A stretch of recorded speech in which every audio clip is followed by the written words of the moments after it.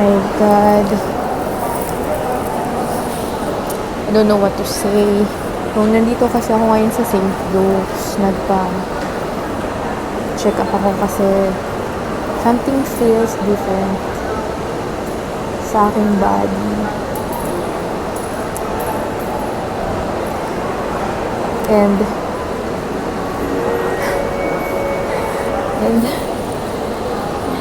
I'm pregnant. 24 weeks pregnant. I'm 24 weeks pregnant. I'm 24 weeks pregnant! Ngayon ko lang nalaman. That's 6 months. Naka-crop top pa ako ngayon. There's a little life growing inside of me. It's the first time I saw my baby. The first time I also hear yung heartbeat niya. Oh my God.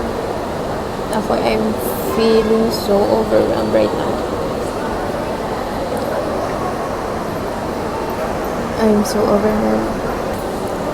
Okay yung heartbeat niya, sabi naman dun sa ng doctor.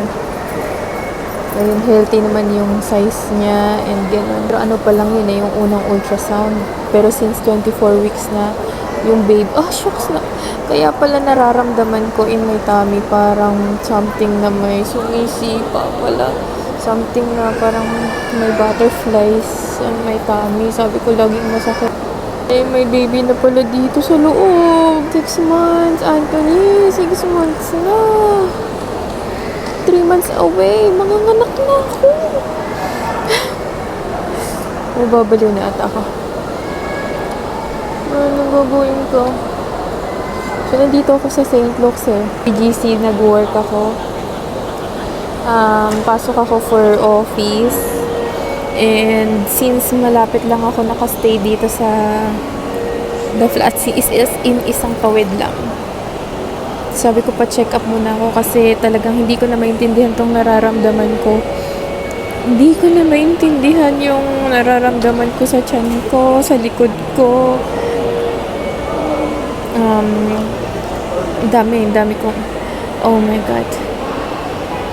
So, nag-take ako ng mga test, blood test, urine. Mainunom pa ako ng sobrang tamis. Oh my God, Anthony. Pregnant. Okay. Yeah. So, nandito ko ngayon sa ayun yung women's healthcare. Ayan, dyan ako galing. Binigyan ako ng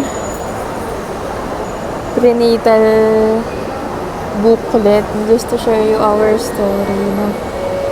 We've been trying to conceive for 5 years now. Yan.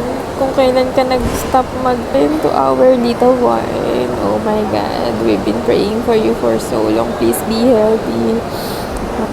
Please be healthy.